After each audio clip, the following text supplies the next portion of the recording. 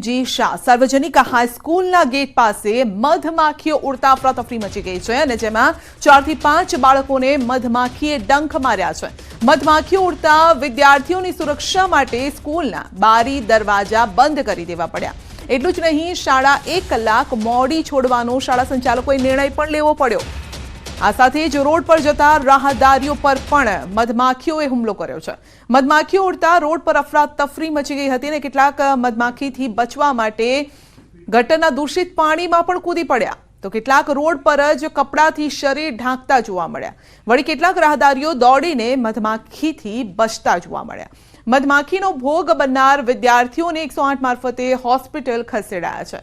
મધમાખીઓના ઝુંડે road પર આતંક મચાવી દીધો અને તેના કારણે રોડ પર થોડા સમય માટે કર્ફ્યુ જેવો માહોલ બની ગયો।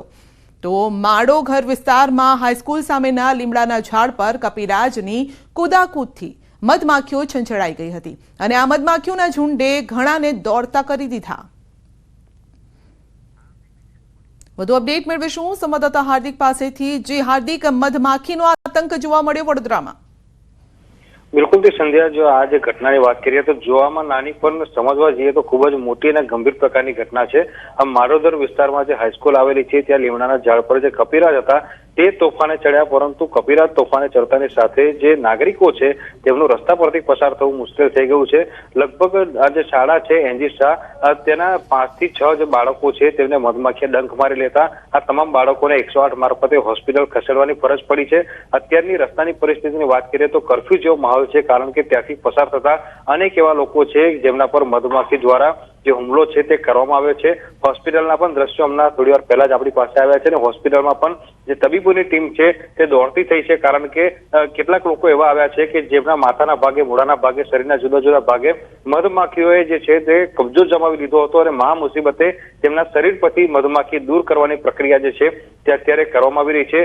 અને દ્રશ્યો તમે જોયા કે એક યુવક જે છે તેના માથાના ભાગે મધમાખીનું ઝુંડ જે છે તે ફરી વળે છે, તેને ઘેરી વળે છે અને મધમાખીઓના હુમલાથી બચવા માટે તે યુવક જે છે પોતાના કપડા કાઢીને જે ડ્રેનેજનું ગંદુ પાણી હોય છે તેમાં કૂદી પડે છે। એટલે અત્યારે આ જે વિસ્તાર છે ત્યાં કર્ફ્યુ જેવો માહોલ છે, લોકો જે છે રસ્તા પર અફરાતફરી મચી હોય તેમ દોડતા નજરે ચડ્યા હતા। ત્યારે અત્યારે પરિસ્થિતિ ક્યારે કાબુમાં મેળવાશે તે જોવું રહ્યું, પરંતુ હાલ ઈજાગ્રસ્ત તમામ લોકો છે તેમને સારવાર આપવામાં આવી રહી છે। જી હાર્દિક, કારણ કે સ્કૂલ પણ બાજુમાં છે તો શાળાના બાળકોને આની કોઈ અસર થઈ હતી? બિલકુલ મેં કીધું પ્રમાણે કે 5 થી 6 જેટલા જે બાળકો છે તેમને મધમાખીએ ડંખ માર્યા છે અને તમામ બાળકોને સારવાર અર્થે ખસેડવામાં આવે છે। બીજી વાત કરીએ તો આજે લીમડાનું ઝાડ છે કે જ્યાંથી મધમાખી છંછેડાઈ છે એ લીમડાનું ઝાડ શાળાની બિલકુલ બાજુમાં આવેલું છે।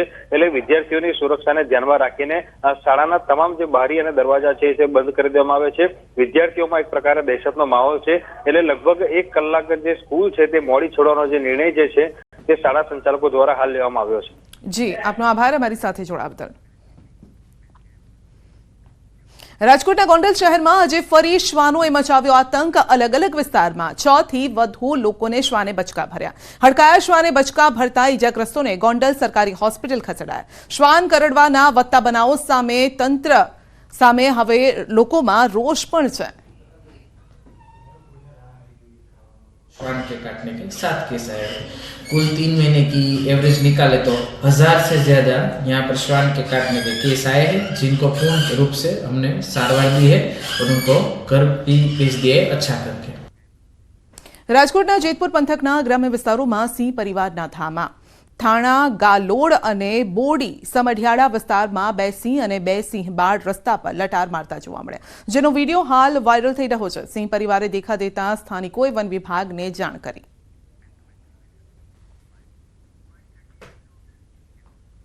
સુરત જિલ્લામાં ખૂંખાર દીપડાએ દહેશત મચાવી છે અને આજે 2 સ્થળોએ દીપડો દેખાતા લોકોમાં ફફડાટ છે। માંડવીમાં મુંજલાવ ગામે દીપડાએ દેખા દીધી છે અને વહેલી સવારે ઢોરના તબેલામાં દીપડો દેખાતા લોકોમાં ભયનો માહોલ જોવા મળ્યો। દીપડો આંટા ફેરા મારતો સીસીટીવીમાં કેદ થયો છે અને બીજી તરફ માંડવીના પીપરિયા ગામે દીપડાની દહેશત જોવા મળી છે। રાત્રિના સમયે શિકાર માટે દીપડાએ ધમપછાડા કર્યા અને ઘોડાના તબેલા પાસે દીપડો દેખાયો। ઘોડાઓનો અવાજ આવતા માલિકે તપાસ કરતા દીપડો જોવા મળ્યો। ઘોડા માલિકે દીપડાને વિડીયો મોબાઈલ કેમેરામાં કેદ કર્યો છે। સુરત શહેરના લિંબાયત વિસ્તારમાં જાહેરમાં મારામારીના બનાવનો વિડીયો વાયરલ થયો છે. લિંબાયતના મારુતિનગરમાં સામાન્ય બાબતે સ્થાનિક લોકો વચ્ચે મારામારી થઈ. મારામારીનો વિડીયો સોશિયલ મીડિયામાં વાયરલ થયો છે. તો મારામારીની આ ઘટના સામે આવી છે. સુરતથી અસામાજિક તત્વોનો આતંક. હવે મારામારી કઈ બાબતે થઈ રહી છે તે સામે નથી આવ્યું, પરંતુ બે જૂથ સામસામે ઝઘડી રહ્યા છે, જેમાં મહિલાઓ પણ દેખાઈ રહી છે. તો સુરતના કતાર ગામની મણિનગર સોસાયટીમાં પાર્કિંગ બાબતે બબાલ થઈ હતી અને જેને લઈને બે શખ્સ દ્વારા જાહેરમાં ધમકી આપવામાં આવી. બે શખ્સ સોસાયટીમાં આવીને પોલીસની હાજરીમાં જ રહીશોને ધાક ધમકી આપી રહ્યા છે. આ બે માથાભારે શખ્સો સોસાયટીના રહીશોને દબાણ કરી રહ્યા હોય તેવું પણ દેખાઈ રહ્યું છે. વળી નવાઈની વાત એ છે કે જ્યારે પોલીસ પણ ત્યાં હાજર જોવા મળી હતી અને આ બંને શખ્સોની હેકડી એવી ને એવી જ છે અને તેમણે જાણે કે પોલીસનો ડર ન હોય તેમ પોલીસની સામે પણ રહીશોને દાદાગીરી બતાવી રહ્યા છે. બબાલ કરનારા માથાભારે શખ્સો પર ફક્ત સામાન્ય કાર્યવાહી કરી મામલાને ઠંડો પાડવા પ્રયાસ કરાતો હોય તેવું દેખાઈ રહ્યું છે. જોકે પોલીસની હાજરીમાં બબાલ કરનાર આ શખ્સોની હજુ પણ અટક કરાઈ નથી.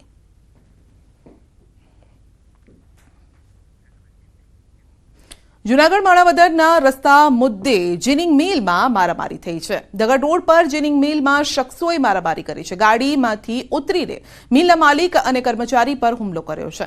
તો મિલની ઓફિસમાં પણ શખ્સે કરી છે તોડફોડ. સમગ્ર ઘટનાના સીસીટીવી ફૂટેજ પણ સામે આવ્યા છે.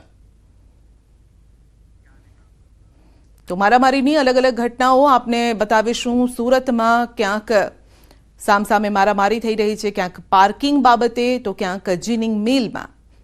તો દિયોદરમાં પણ આવી ઘટના સામે આવી છે.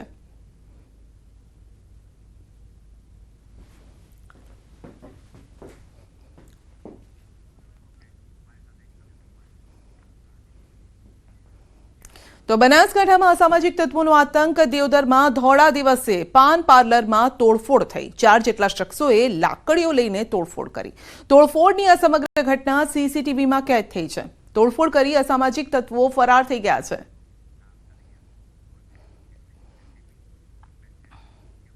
મોરબી માળિયા હાઈવે પર ગેસ કટિંગનું કૌભાંડ ઝડપાયું છે. વીર વિદરકા ગામ પાસેથી ઝડપાયું છે આ કૌભાંડ. પરંપરા હોટેલના ગ્રાઉન્ડમાં એલસીબીએ દરોડા પાડ્યા. ગેસ ભરેલા ટેન્કરમાંથી ગેરકાયદેસર રીતે સિલિન્ડર ભરવામાં આવતા હતા અને સાજન શરીફ ખાન પઠાણ નામના શખ્સની ધરપકડ કરાઈ છે. ટેન્કર ચાલક, બોલેરો ચાલક અને અન્ય એક અજાણ્યા માણસને વોન્ટેડ જાહેર કરાયો છે. ગેસ ભરેલ ટેન્કર, 12 ગેસ ભરેલ સિલિન્ડર, 1 બોલેરો, 8 ખાલી સિલિન્ડર, મોબાઈલ, વજન કાંટો સહિત ₹56.40 લાખનો મુદ્દામાલ કબજે કરાયો છે. એલસીબીએ માળિયા મિયાણા પોલીસ મથકમાં ગુનો નોંધીને તપાસ હાથ ધરી છે. વાત કરીશું સુરતની. તો વિદ્યાર્થીનીના આપઘાત મામલે ધરણા. આદર્શ પબ્લિક શાળા બહાર એબીવીપીનું ધરણા પ્રદર્શન. શાળાની માન્યતા રદ કરવાની માંગ સાથે વિરોધ કરાયો છે. શાળા સંચાલકો સામે કાર્યવાહી કરવાની માંગ થઈ રહી છે. નારેબાજી અને સૂત્રોચ્ચાર સાથે વિરોધ થઈ રહ્યો છે. પોલીસ અને એબીવીપી વચ્ચે ઘર્ષણ થયું છે. પોલીસે 20થી વધુ એબીવીપી કાર્યકરોની અટકાયત કરી છે. કાર્યવાહી નહીં થાય તો ઉગ્ર આંદોલન કરીશું તેવી પણ વાત કરી. વિરોધ પ્રદર્શનને લઈ ડીસીપી, એસીપી સહિત પીઆઈ કક્ષાના અધિકારીઓ ઘટના સ્થળે પહોંચ્યા. તો રસ્તા પર બેસી અને વિરોધ અને દેખાવ પણ કર્યા. મહાકુંભમાં જવા શિક્ષકોને રજા આપવા રજૂઆત. ગુજરાત રાજ્ય નગર પ્રાથમિક શિક્ષક સંઘની સીએમને રજૂઆત છે. શિક્ષકોને ઓન ડ્યુટી 7 દિવસની રજા આપવા માટે માંગ કરાઈ છે. શિક્ષકોને પણ મહાકુંભનો લાભ મળવો જોઈએ. કુંભમાં જવાથી બાળકોના અભ્યાસને અસર નહીં થાય. નગર પ્રાથમિક શિક્ષણ સમિતિના 5000થી વધુ શિક્ષકોની મહાકુંભમાં જવાની તૈયારી છે. શિક્ષક સંઘનું કહેવું છે કે આવો અવસર 144 વર્ષમાં એક વખત આવે છે. કૈલાસ માનસરોવર અને હજ માટે જવા સરકાર રજા આપે છે, તો કુંભમાં જવા રજા આપે તેવી માંગ કરાઈ છે. શિક્ષકો તરફથી એક રજૂઆત હતી કે ઓન ડ્યુટીએ જો અન્ય કેમ્પમાં જવા માટેની જો રજાઓ મળતી હોય તો આ રીતે મહાકુંભમાં જવા માટેની રજાઓ મળે એવી સરકાર માટે અમે માગણી કરી હતી. અમે પત્ર મુખ્યમંત્રી શ્રી, શિક્ષણ મંત્રી શ્રી, રાજ્યકક્ષાના શિક્ષણ મંત્રી શ્રી ને અમે પત્ર લખ્યું છે અને એમની પાસે માગણી કરી છે માન્ય મુખ્યમંત્રીશ્રીને કે તમે આની અંદર કર્મચારીઓ તરફ માયાળું વર્તન રાખીને આ ઓન ડ્યુટી રજા મંજૂર કરવામાં આવે એવી માગણી કરી છે. ગુજરાતમાંથી પ્રયાગરાજના મહાકુંભમાં જવા માંગતા લોકો માટે માઠા સમાચાર સામે આવ્યા છે. પ્રયાગરાજ જતી ફ્લાઇટના એરફેર એટલે કે ભાડામાં થયો છે ધરખમ વધારો. અમદાવાદના ટૂર ઓપરેટર મુજબ પ્રયાગરાજ માટેની ફ્લાઇટનું ભાડું જે છે તે સામાન્ય દિવસમાં 7,000નું હતું, જે હાલ 40,000થી 45,000 પહોંચ્યું છે. ટૂર ઓપરેટરને હાઈએસ્ટ ઇન્ક્વાયરી મહાકુંભમાં જવા માટેની આવી રહી છે અને રોજના 150 જેટલા કોલ મહાકુંભમાં જવા માટે આવી રહ્યા છે. ગુજરાતમાંથી પણ લાખો કરોડો શ્રદ્ધાળુઓને જવાની ઈચ્છા છે, પણ ક્યાંક ના ક્યાંક એરફેર અને ટ્રેનની ફ્રિકવન્સી ન હોવાના કારણે ક્યાંક શ્રદ્ધાળુઓ જઈ નથી શકતા. અને ખાસ કરીને એરફેર જે 7,000નો એરફેર છે એ 40,000થી 45,000 સુધી પહોંચી ગયો હોવાના કારણે પણ ક્યાંક ના ક્યાંક શ્રદ્ધાળુઓ આ કુંભમાં જે એક જવાનું સપનું છે એ પૂરું નથી થઈ શકતું. પ્લેનોની સંખ્યા વધારવામાં આવે, ટ્રેન પણ જો ડેલી કરવામાં આવે તો લાખો શ્રદ્ધાળુઓ આ કુંભનો લાભ લઈ શકશે. ગીર સોમનાથના ખેડૂતો નવી રેલવે લાઇનના વિરોધમાં હવે રાત્રે બેઠકો યોજી રહ્યા છે. નવી રેલવે લાઇનથી અસરગ્રસ્ત અલગ અલગ ગામોમાં બેઠકો કરાઈ રહી છે. ખેડૂતોની માંગ છે કે નવી રેલવે લાઇન રદ કરી હયાત રેલવે લાઇનને શરૂ કરવી અને આ બાબતે ખેડૂતોને માહિતગાર કરવા બેઠકો કરવામાં આવી રહી છે. ઉલ્લેખનીય છે કે નવી રેલવે લાઇનમાં 30 જેટલા ગામોના ખેડૂતો અસરગ્રસ્ત છે અને ખેડૂતોને જમીન વિહોણા થવાનો ડર છે, જેથી ખેડૂતો નવી રેલવે લાઇનનો વિરોધ કરી રહ્યા છે. અમદાવાદના નરેન્દ્ર મોદી સ્ટેડિયમ ખાતે યોજાનાર ઇન્ટરનેશનલ ઇવેન્ટ કોલ્ડ પ્લેને લઈને અમદાવાદ ફાયર વિભાગે માસ્ટર પ્લાન બનાવ્યો છે. કોલ્ડ પ્લેના આયોજન પહેલા જ ફાયર વિભાગની ડ્રીલ થશે. ચીફ ફાયર ઓફિસર સહિત ફાયરના અધિકારીઓ તૈનાત રહેશે. ફાયરની 10 ગાડીઓ પણ સ્ટેડિયમમાં હાજર રહેશે અને સાથે જ કોલ્ડ પ્લે ટીમના 60 પ્રિવેશનલ માર્શલ તેમજ 60 ફાયર પ્રોટેક્શન માર્શલ પણ હાજર રહેશે. ફાયર બ્રિગેડ ડિપાર્ટમેન્ટના ટોટલ 10 ફાયર ફાઇટિંગ વ્હીકલ્સ, તેમાં ઓફિસર્સ અને ફાયર ફાઇટર્સ, ફાયર પ્રોટેક્શન માર્શલની સાથે ગુજરાત ગવર્મેન્ટનું અમદાવાદ ફાયર બ્રિગેડ 24/7 ખડે પગે તૈયાર છે. કોલ પ્લેનો જે international VVIP event first time અમદાવાદમાં વર્લ્ડનું લાર્જેસ્ટ જે સ્ટેડિયમ છે નરેન્દ્ર મોદી સ્ટેડિયમમાં થવા જઈ રહ્યો છે, તેને ધ્યાનમાં રાખીને અમદાવાદ ફાયર બ્રિગેડ એક માસ્ટર પ્લાન તૈયાર કરેલું છે કે ફાયર પ્રિવેન્શન પોલિસી અને ફાયર પ્રોટેક્શન પોલિસીને ધ્યાનમાં રાખીને કોઈ પણ બનાવ ન બને તેના માટે BIS 8758 પ્રમાણે ફાયર પ્રિવેન્શન ઓડિટ કરેલું છે.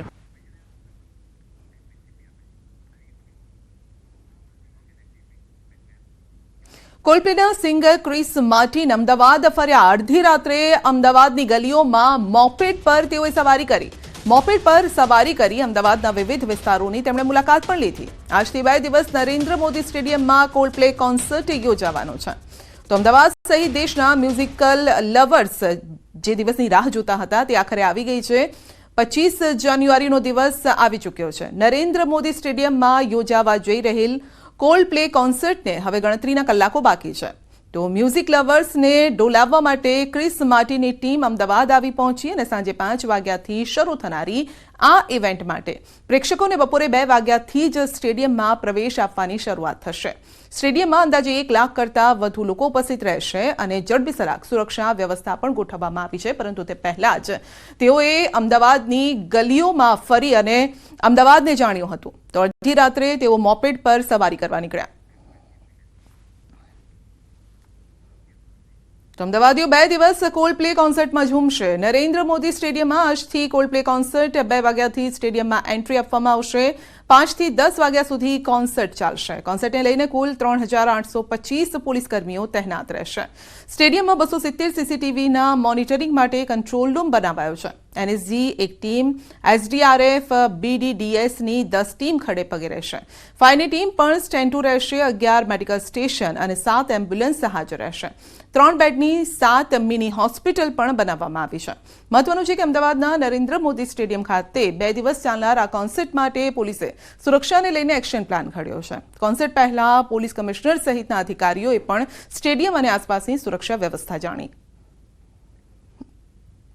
પોલીસ દ્વારા જે ખાનગીમાં અને યુનિફોર્મમાં જે બંદોબસ્ત રાખવામાં આવ્યા છે એ તમામ જગ્યા મેટલ ડિટેક્ટરથી ચેકિંગ કરવામાં આવશે.